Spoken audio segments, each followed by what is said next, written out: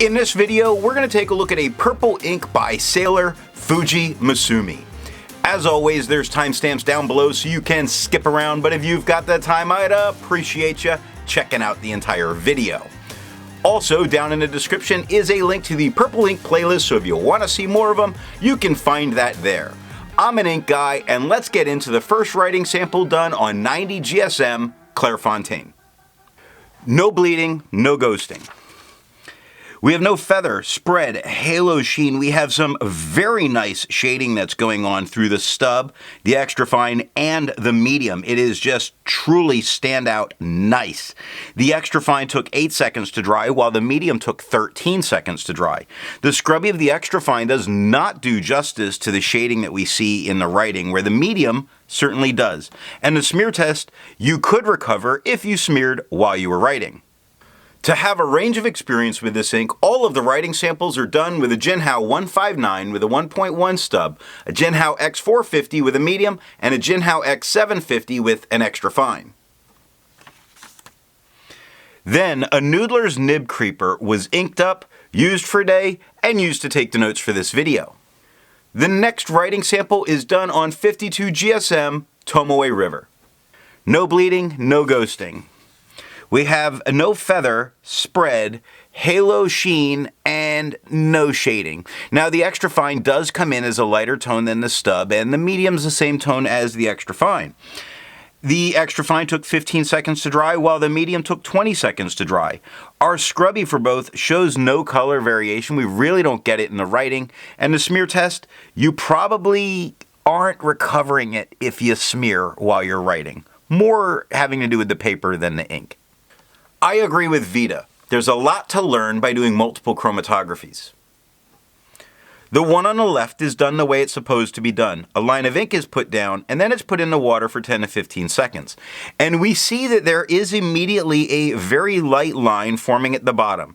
Now it's pushing its way up, and we get this nice purple, this very interesting blue that occurs, and at the very top, an incredibly light, very, very light minty green. That's where all this great shading is coming from. Such a complex ink. And the one on the right that's let dry for 10 minutes, that ink that's forming at the bottom is blue. We get a purple that's pushing up and then the minty green at the top again. So the blue might be a hangout color, but it's the second chromatography that really lets us see how complex this ink is. The next writing sample is done on 80 GSM Rhodia dot pad. No bleeding, no ghosting. Now we have no feather, spread, halo sheen. The stub shows no shading, but the extra fine does. It certainly shows itself through in a number of spots that I'm just pointing to here. Same with the medium. It's definitely getting plenty of shading spots that's going on. Now the extra fine is a lot lighter than the stub. The medium's a tad bit darker than the extra fine, but not as dark as the stub. The extra fine took 10 seconds to dry, while the medium took 14. The scrubby for both show a tiny bit of color variation, but it's better in the writing. And the smear test, you could recover if you smeared while you were writing. Resistance tests are done to see how this ink can be expected to perform on the page, and more importantly, how hard it may be to clean from your pen. The smear is allowed to dry for 3 days before testing it. Looking at the highlighter, you can feel pretty safe using this in a note-taking situation. All of the information's there. It's not blown out, just that one part of the lowercase h is losing form, but still very much there. Water's lifting some, but not all, and it's getting a lot lighter, and we even see a little bit of the white of the paper coming through. Now, it really only took water to get it out of my pen. Pen flush is doing everything that water did and working just a little bit faster. The 1/3 bleach solution is really breaking it down, but the interesting thing is that minty green is still there after the pen flush. The next writing sample is done on yellow Rhodia paper. Now this is done not to look at performance change, but to look at tone change, because on the white paper, this is a very blue leaning purple. But once we come over to the yellow paper, it is without a doubt a purple ink. This is something to be considerate of, or to consider if you work in that professional environment, because here, it might pass as a blue, but it will not pass as a blue with the yellow paper. For the inks tested, the average viscosity was 2.5. In the realm of normal was 2.1 to 2.9. Choked a little bit. Sailor's Fuji Musume has a viscosity of 1.27, making this a wet ink. If you're interested in how the viscosity and all that stuff's done, then down in the description is a link to that video. Now let's take a look at Life paper. No bleeding, no ghosting. We have no feather, spread, halo sheen, nice shading going on with the stub, decent enough shading in the extra fine, and what we really expect of this to shade in the medium. So it's shading very nicely, certainly preferred here. The extra fine's quite a bit lighter than the stub, where the medium's darker than the extra fine, not as dark as the stub. Extra fine dried in 8 seconds, while medium dried in 13. And the scrubby for both do show some color variation, although that medium looks fantastic. The smear test, you could recover, for the most part, I think you could recover if you smeared while you're writing, because I see the lines.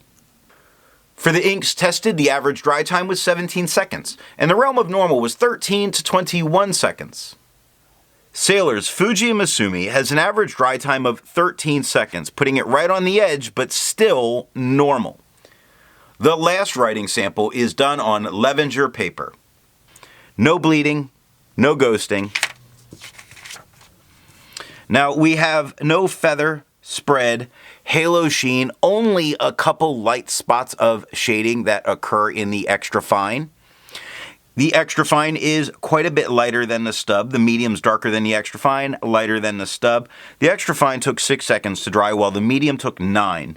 The scrubby for both are showing us no color variation, but the extra fine gave us a light peppering of it. And the smear test, you could recover if you smeared while you were writing. Instead of finding inks that look like Sailor's Fuji Musume, I'd prefer to find an ink that complements its color on the page. Sometimes it's nice to put a magenta with a purple, and I went with Diamine Claret, just for whimsy. If you'd prefer a different complement color, which you likely will here, down in the description are links to those playlists. So what do I think of Sailor's Fuji Musume? This is a soft purple that is very blue-leaning. Blue-leaning enough that it might be able to pass professionally from a wet pen. As for purple, I'm gonna pass. It's just too soft a tone for me, even though it is pleasant. So what nib and pen are going to give the best writing experience with this ink? Even though I said it's too soft a tone for me, I think its softer tone from a medium to dry, fine or medium pen puts down the nicest tone and really highlights that shading. I hope you got something out of this video, and in the next video, we're going to take a look at Mont Blanc's Oyster Gray.